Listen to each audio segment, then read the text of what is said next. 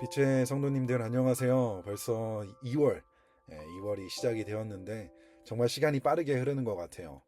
새롭게 한 해를 시작하면서 우리 성도님들께서 계획하고 또 다짐했던 그 일들을 잘 지키고 계시는지 모르겠습니다.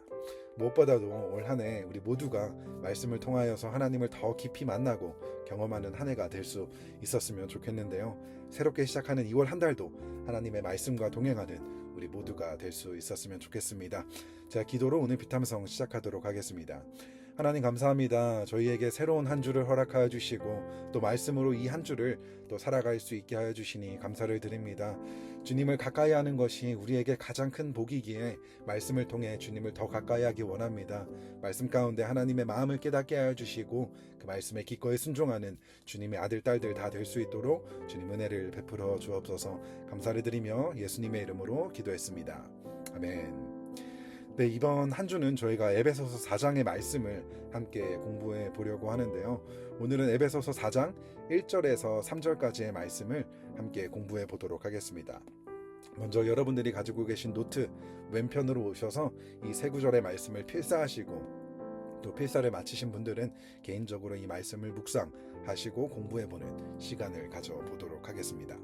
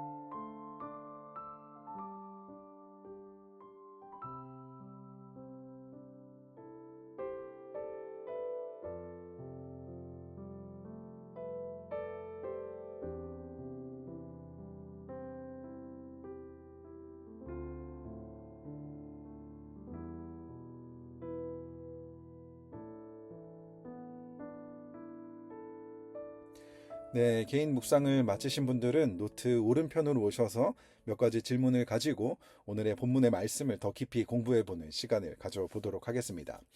오늘 우리가 함께 공부하는 에베소서 말씀은 바울이 로마 감옥에서 쓴 옥중 서신들 중 하나인데요.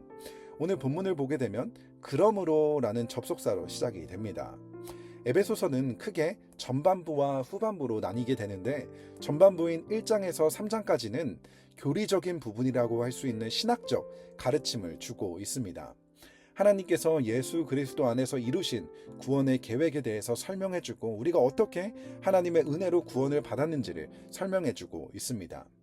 그렇게 교리적인 부분을 3장까지 다루고 난 이후에 4장부터는 그 교리를 바탕으로 우리가 어떻게 살아가야 하는지를 가르쳐주고 있는데요. 그렇게 바울은 우리가 오늘 본문에서 보는 것처럼 부르심을 받았다라고 이야기를 하는데 바울이 여기서 이야기하는 부르심은 바로 하나님 나라의 백성으로 하나님의 자녀로서 부르심을 받았다는 것을 이야기하고 있습니다.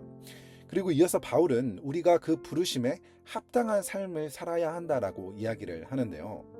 우리가 하나님 나라의 백성, 하나님의 자녀가 되었으면 그 부르심에 합당한 삶을 살아야 하는데 그렇다면 그 부르심에 합당한 삶은 어떠한 삶을 이야기하고 있는 것일까요? 내가 생각하는 하나님의 자녀로서 하나님 나라의 백성으로서 그 부르심에 합당한 삶이 어떠한 삶인지를 한번 생각해보고 또 적어보는 시간을 가져보도록 하겠습니다.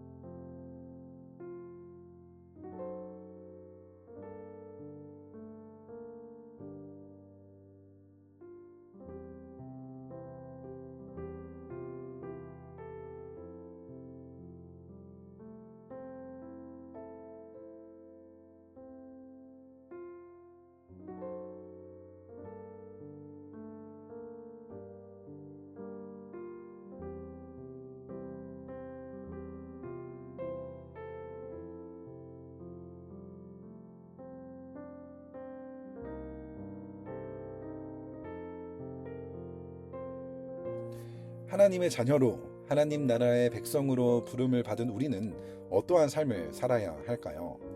우리는 많은 경우 내가 하나님의 자녀가 되었으니까 하나님 나라의 백성이 되었으니까 이제 교회도 열심히 다니고 하나님의 말씀인 성경도 열심히 읽고 기도도 열심히 하는 그러한 부르심에 합당한 삶을 살아야지 라는 생각을 가지게 됩니다. 네, 맞습니다. 하나님의 자녀로 부름받은 우리들은 교회도 열심히 다니고 하나님의 말씀 또 기도도 열심히 하는 것이 부르심에 합당한 삶의 모습이라고 할 수 있죠. 그런데 오늘 바울의 이야기를 들어보게 되면 부르심에 합당한 삶은 단지 나와 하나님과의 관계만을 이야기하지 않다는 것을 보여주고 있는데요. 저희가 함께 2절 말씀 함께 읽어보도록 하겠습니다. 2절입니다. 시작. 겸손함과 온유함으로 깍듯이 대하십시오. 오래 참음으로써 사랑으로 서로 용납하십시오. 아멘. 바울이 이야기하는 부르심에 합당한 삶은 단순히 나와 하나님과의 관계만을 이야기하는 것이 아니라 바로 나와 다른 사람과의 관계를 이야기하고 있다는 것을 알 수가 있습니다. 하나님의 자녀, 하나님 나라의 백성으로 부름을 받았다면 우리는 나의 이웃을 향해 겸손함과 온유함으로 깍듯이 대하고 오래 참음으로써 사랑으로 용납하는 삶을 살아야 한다고 이야기를 하고 있는 것이죠. 내가 주일에 나와서 교회에 나와 예배도 드리고 말씀도 읽고 기도도 하지만 만약 내가 다른 사람들과의 교제를 하며 그 교제 가운데 그들을 겸손함과 온유함으로 또 사랑으로 용납하는 이러한 삶의 모습이 없다면 우리는 하나님의 부르심에 합당한 삶을 살고 있다라고 말할 수 없다는 것입니다.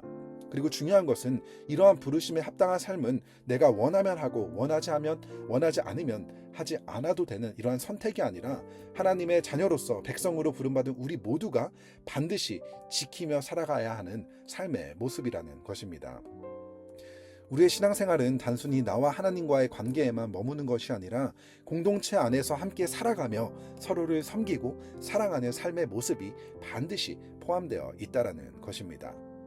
하나님께서 우리를 부르신 목적은 우리가 그분의 사랑을 경험하는 것뿐만이 아니라 우리가 그 경험하고 받은 사랑을 나의 이웃과 나누며 살아가기 위해서 우리를 불러주셨다는 것입니다.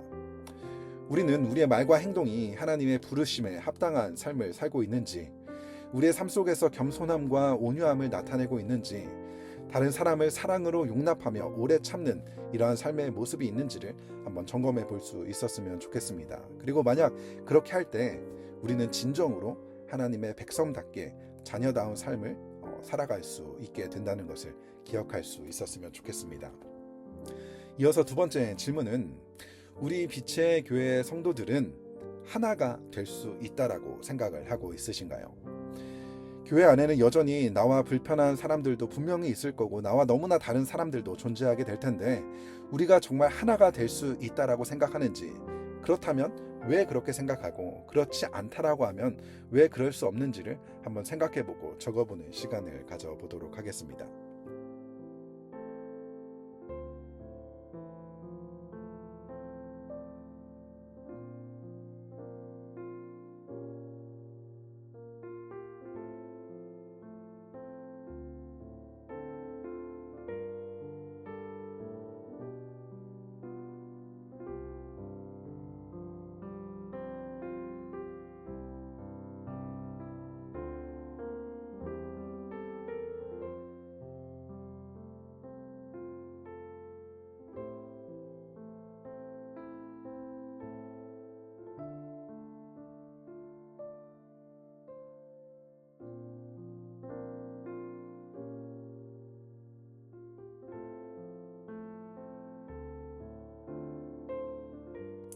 사실 교회 안에서 우리가 하나라는 것이 사실 불가능해 보이는 게 사실인데요.